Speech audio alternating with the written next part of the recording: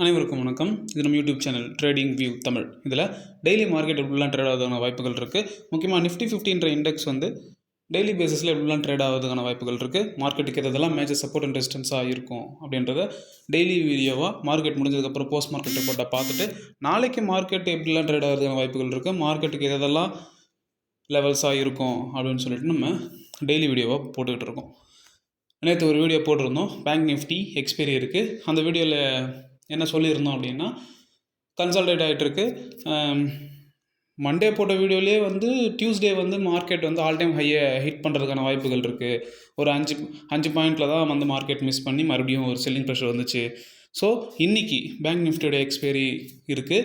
So அதனால் market வந்து all time ஹையை hit பண்ணலாம், ஓஐ டேட்டாவாக அந்த மாதிரி தான் சொல்லுது.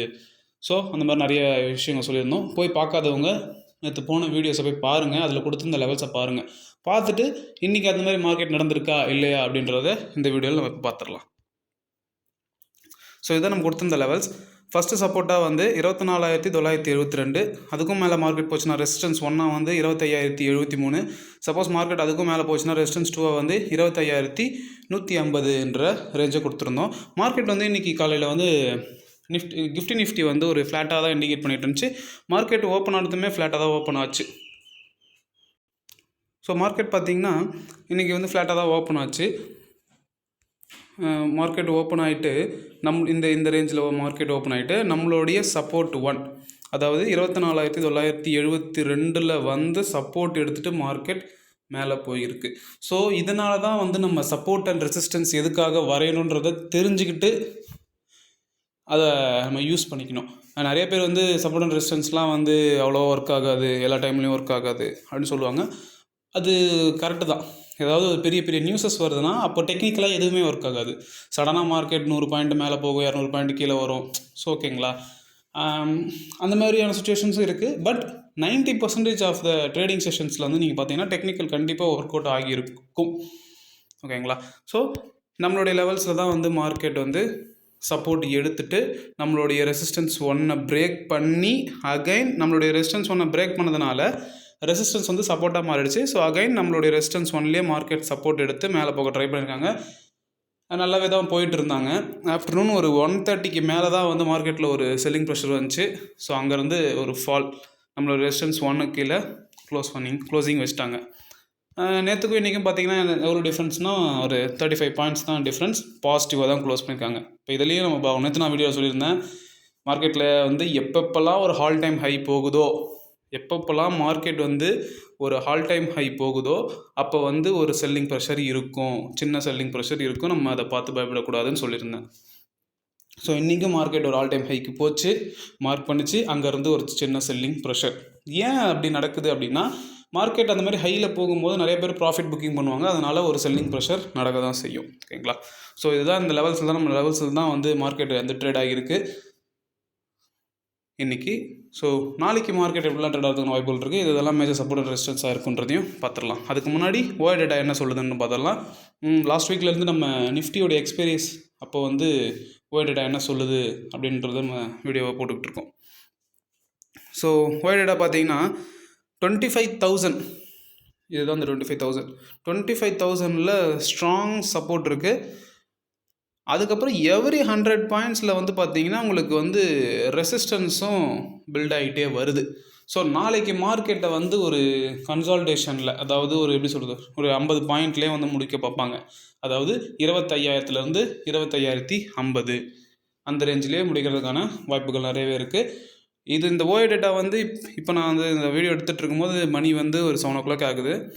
ஸோ இந்த டைமில் தான் இது இந்த மாதிரி இண்டிகேட் பண்ணிகிட்டு இருக்கு. ஸோ நம்ம வந்து ஓஐ டேட்டாவை லைவ் மார்க்கெட்டில் பார்க்கணும். அப்போ வந்து மார்க்கெட் இந்த சைடு, இந்த அதாவது இங்கே அந்த ப்ளூ கலர் ஸ்ட்ரைக் மாதிரி இருக்குது பார்த்தீங்களா, அது இந்த மாதிரி ப்ளூ கலரில் கொண்டு வந்துடுவாங்க. ஸோ மார்க்கெட்டை வந்து 25,000லேருந்து 25,050க்குள்ளேயே முடிக்க பார்ப்பாங்க. 25,000 முடித்தாலுமே ஆச்சரியப்படுறதுக்கு இல்லை. இன்றைக்கி க்ளோசிங்கும் 25,000க்கு மேலே தான் வச்சுருக்காங்க, ப்ரீவியஸ் டேக்கு மேலே தான் வச்சுருக்காங்க. ஸோ இதெல்லாம் தான் வந்து கீ ஃபேக்டர்ஸ். மார்க்கெட் மேலே போக போகுதுன்னு நம்ம வந்து நினச்சிக்கலாம்.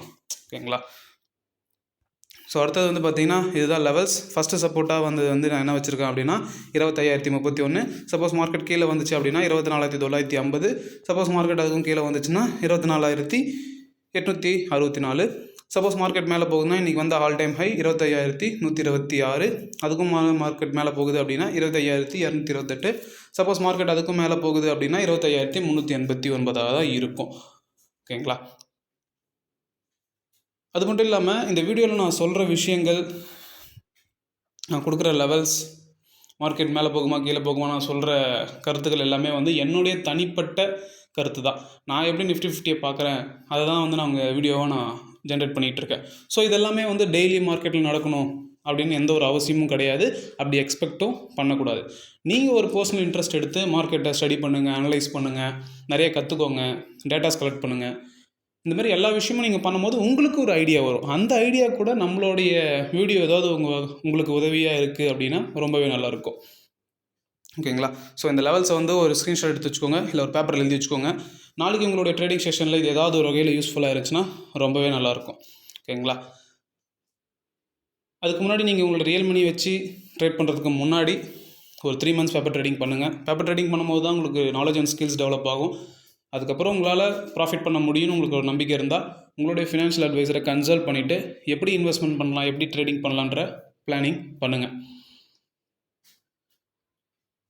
ஃப்யூச்சருக்கு கண்டிப்பாக ஃபினான்ஷியலாக நீங்கள் ஃப்ரீடமாகவும் ஃபினான்ஷியலாக ஸ்டேபிளாக இருந்தால் தான் உங்களுடைய ஃப்யூச்சரை வந்து நீங்கள் என்ஜாய் பண்ணலாலும் பரவாயில்ல, அட்லீஸ்ட் ரன் பண்ணுறதுக்காச்சும் உங்களுக்கு யூஸ்ஃபுல்லாக இருக்கும். இன்றைக்கி நீங்கள் வந்து நாளைக்கு பார்த்துக்கலான்னு விட்டீங்க அப்படின்னா நாளைக்கு வந்து இன்றைக்கி இருக்கிற ரேட்டு விலைவாசி வந்து நாளைக்கு இருக்காது. ஸோ எல்லாருக்குமே வந்து ஒரு ஃபினான்ஷியல் பேக்கப் இருக்கணும், ஒரு ஃபினான்ஷியல் ஃப்ரீடம்.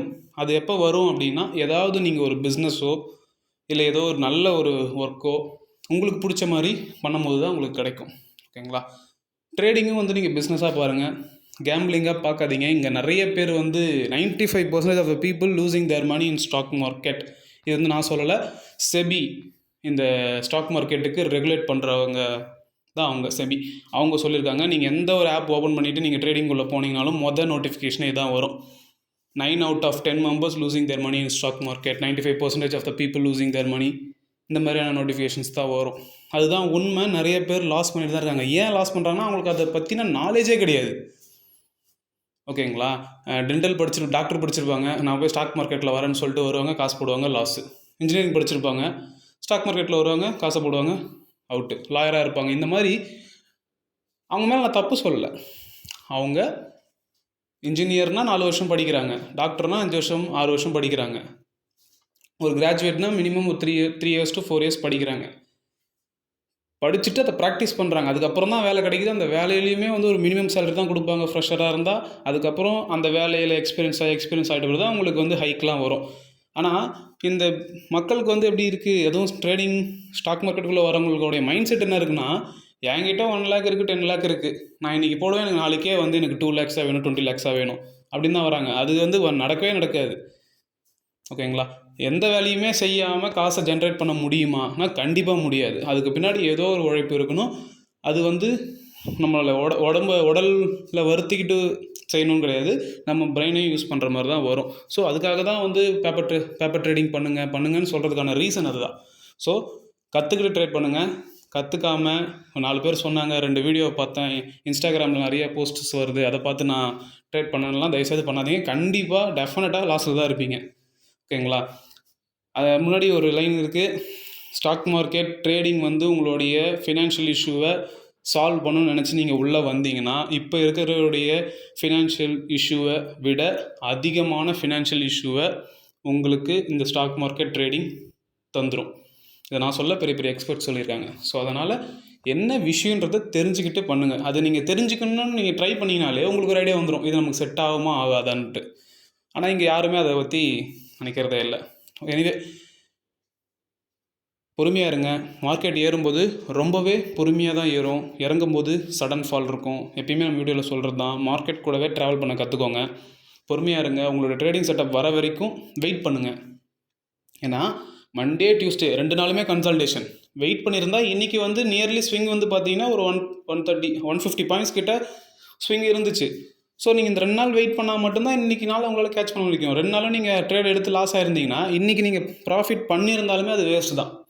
ஸோ ஸ்டாக் மார்க்கெட்டில் முக்கியமாக ட்ரேடிங்கில் வந்து பொறுமை ரொம்பவே முக்கியம். ஏன்னா மார்க்கெட் அந்தளவுக்கு பொறுமையாக இருக்கும். ஸோ மார்க்கெட் கூடவே நம்ம ட்ராவல் பண்ண கற்றுக்கணும். ஸோ பொறுமையாக இருங்க. பொறுமை பொறுமை பொறுமை. ஓகேங்களா? ஸோ நாளைக்கு பார்க்கலாம் வீடியோவில் மார்க்கெட் எப்படிலாம் இன்றைக்கி ட்ரேட் ஆகிருக்கு, நிஃப்டி 50யோட எக்ஸ்பைரி, மந்த்லி எக்ஸ்பைரி வந்து எப்படி நடந்து முடிஞ்சிருக்குன்னு நாளைக்கு வீடியோவில் பார்க்கலாம். நன்றி, வணக்கம்.